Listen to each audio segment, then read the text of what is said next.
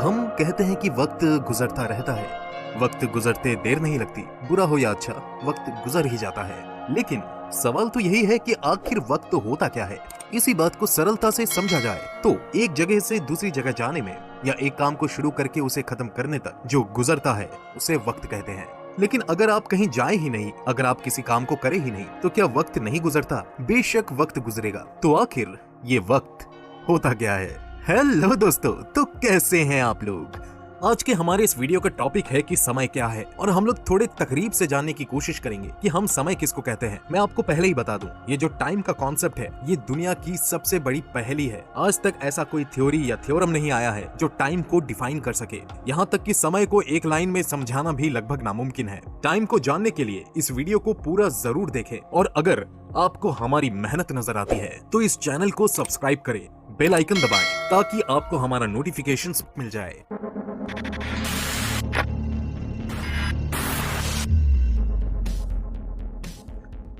यूं तो हम समय को सेकंड्स, मिनट्स, घंटे और दिनों को मद्देनजर रखते हुए कैलेंडर का निर्माण करते हैं। कैलेंडर बनाने के लिए दिन से रात और मौसम से मौसम में बदलाव के पैटर्न को इस्तेमाल किया जाता है। और शुरुआती दौर में हमारे धरती को सूरज के चक्कर काटने का समय का बुनियादी आधार माना गया था, और यंत्र के तौर पे सनडायल यानी कि धूप घड़ी, और आज के आधुनिक जमाने में एनालॉग और डिजिटल घड़ियों का इस्तेमाल होता है। लेकिन वास्तविक में हम क्या नाप रहे हैं? क्या समय फिजिकली यानी कि भौतिक रूप से मौजूद है, जैसे कि आपके हाथ में आपका मोबाइल फोन, या फिर ये बस हमारे दिमाग की एक उपज है?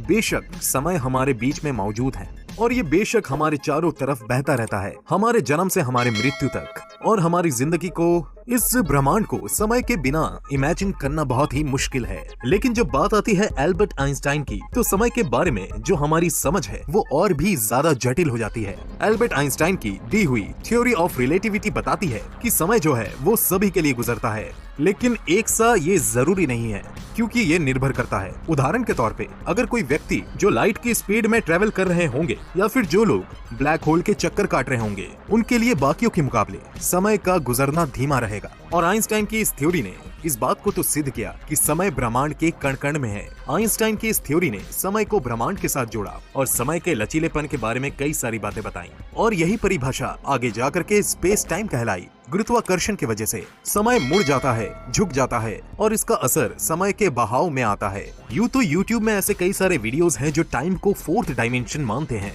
अगर टाइम सच में फोर्थ डायमेंशन है तो ऐसा क्यों है कि हम 3 डायमेंशनल वर्ल्ड में आगे पीछे दाएं बाएं ऊपर नीचे हर दिशाओं पे जा सकते हैं, लेकिन समय में हम सिर्फ एक ही दिशा में बढ़ते हैं, आगे की तरफ, बिल्कुल मारियो के गेम की तरह, जहां पर हम चाह करके भी पीछे नहीं आ सकते। यानी कि हम सिर्फ भविष्य की तरफ बढ़ सकते हैं, हम चाह करके भी पीछे लौट नहीं सकते। तो अगर समय निर्धारित है, समय अगर एक ही दिशा में बढ़ता है, और समय जो है वो ब्रह्मांड के कण कण में है, समय ब्रह्मांड का मौलिक गुण है, तो समय को समझना इतना मुश्किल क्यों है? और क्या ब्रह्मांड को समझाने वाले जो इक्वेशंस हैं उनमें समय शामिल है? मौजूदा वक्त में हमारे पास फिजिक्स के केवल 2 ही इक्वेशन हैं जिसमें पूरा का पूरा फिजिक्स सिमटा हुआ है। पहला है जनरल रिलेटिविटी, जो केवल ब्रह्मांड के बड़े से बड़े चीजें जैसे कि stars, black holes, galaxies, clusters और उनके गुरुत्वाकर्षण वगैरह वगैरह चीजों के बारे में ही बताता है। और दूसरा है क्वांटम फिजिक्स, जिसमें शामिल है किरणें, तरंगे, पार्टिकल सिस्टम, न्यूक्लियर फील्ड वगैरह वगैरह। यानी कि एक हमें बताता है ब्रह्मांड के बड़े बड़े चीजों के बारे में, और एक बताता है इस दुनिया के सबसे छोटे चीजों के बारे में। और ये दोनों इक्वेशंस ही मिलकर के बनाती है हमारे अब तक के पूरे फिजिक्स को, और इन दोनों इक्वेशन को मिला करके कहा जाता है थ्योरी ऑफ एवरीथिंग। यूं तो समय को समझना इसलिए भी मुश्किल है क्योंकि समय को समझने के कई प्रयास हुए हैं। एल्बर्ट आइंस्टाइन के बाद ऐसे कई सारे प्रयास है, ऐसे कई सारे रिसर्च है जो पिछले 50 सालों से चल रहे हैं, और कोई भी साबित नहीं हो पाया। और सबसे मुश्किल बात यह है कि हर थ्योरी समय को बिल्कुल अलग तरीके से समझाती है। यानी कि समय का व्यवहार यानी कि बिहेवियर अलग अलग चीजों के साथ अलग अलग सिचुएशन में बिल्कुल अलग है। यूं तो कुछ ऐसी भी थ्योरीज आई हैं जिसमें समय को शामिल किया ही नहीं गया है, लेकिन बावजूद उसके सिद्धांतिक रूप से ये इक्वेशंस, ये थ्योरीज बाकी के थ्योरी से बहुत ज्यादा अलग नहीं है। तो क्या समय का होना ना होना बराबर है? और क्या सच में समय हमारे दिमाग की उपज है? हो सकता है कि हमारी जो समय को लेकर के समझ है वो समझ में गलत समझ है।